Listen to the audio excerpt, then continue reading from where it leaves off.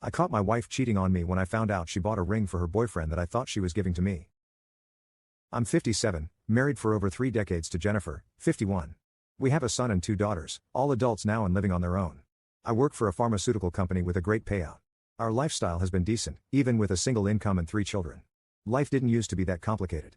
A year and a half back, my company decided to set up another production unit in the neighboring town, and I was appointed as one of the core members to lead the setup. I was leading the manufacturing department when I got the offer.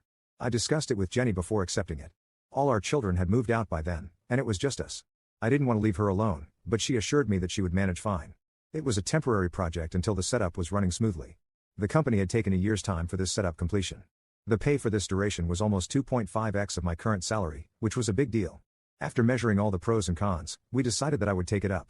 That payout would help me retire earlier, and we can enjoy the last phase of our life comfortably. Next month is my 30th anniversary, and I was planning to make it super special for Jenny. I mean, yes, 3 decades is a milestone. Plus, I had to make up for my absence due to work commitments. So, I decided to gift her a diamond pendant she had been eyeing for a long time. I went to one of the oldest jewelry shops in town. They showed me their latest and classiest collection, but I was not able to finalize one. I showed Jenny's photo to the store guy and asked them to suggest something that would suit her beauty. He was surprised to see her and asked me if she was my wife. I said, damn yes. He said she was a regular customer for many years and often visited the store. I said, yeah, I know. That's why I came to the shop. I asked him if there was anything else because the way he reacted didn't seem like a happy surprise. He apologized for his reaction and said, no, I wasn't expecting Jenny to be your wife. I've never seen you accompanying her. His response was stammering and somewhat unsatisfied. I calmed him down and asked him what was the matter. He said Jenny had visited the store a week prior and placed an order for a men's sapphire ring. He apologized to me a million times, saying he might have ruined the surprise for her. He pleaded that I act surprised when she gives me the ring, or else she might report him to the manager, and he would be fired for being a big mouth. I chuckled and asked him not to worry about it. I was over the moon, thinking Jenny was equally excited about the anniversary and that she had been planning surprises for me. Next, I made the reservation for a beach holiday. I booked a resort on a private island in Miami. All the arrangements were made for an exotic holiday by the ocean. It was all a surprise. After making all the arrangements, I was waiting for the anniversary day to arrive. However, all my happiness crashed down yesterday when I saw a sapphire ring on my friend Lena's husband. Jenny, Lena, and I have been close friends for the last 30 years.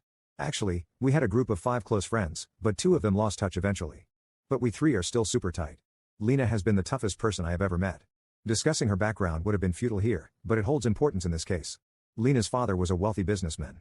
3 years back, however, some of his top management guys conspired to siphon the company's money, leading to the company's shutdown due to compliance issues. Her father suffered a heart attack and got paralyzed due to that trauma.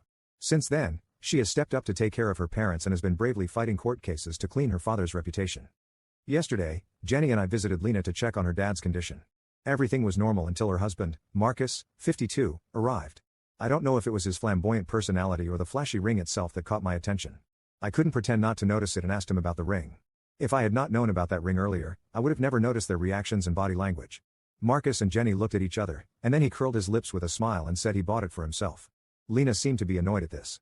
I mean, it goes without saying that she has been going through a difficult time managing her family and her parents along with court cases. And in that situation, her husband is spending bombs on a ring and that too for himself. Oh yeah, one more thing. Marcus used to work at Lena's father's company, and ever since the company went bankrupt, he's been a lazy person sucking onto her income. Now that I know the reality that the ring was gifted by my lovely wife, it makes the situation even worse. Why would she give such expensive gifts to Lena's husband without anyone knowing? There has to be something. I added 2 plus 2, and now it makes sense to conclude that they both are fooling around. Now, the thing is, I just cannot confront this based on my math. I need proper evidence. I could have teamed up with Lena on this mission, but she's already going through enough, and I don't want to trouble her without evidence. I have to leave for work tomorrow, and it disgusts me to think that as soon as I leave, Marcus is going to come and sleep with my wife. I'm going nuts thinking about the entire situation.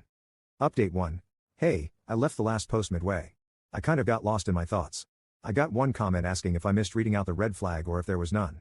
Let me tell you, although I still have no information on when and how, I know for sure that their cheating game would have started after my transfer to the new plant. Lena and Marcus have been married for 6 to 7 years with no kids. I don't know what Lena saw in that lazy guy that she served him a fortune on a platter. I mean, he got an eminent position in the company without his effort. After the transfer, for the first 5 to 7 months, I was mostly staying at the new manufacturing unit. The company provided us with the stay and everything. I used to drive home twice or thrice a month. Initially, Jenny was sulking and complaining about our limited couple time, but eventually, that stopped.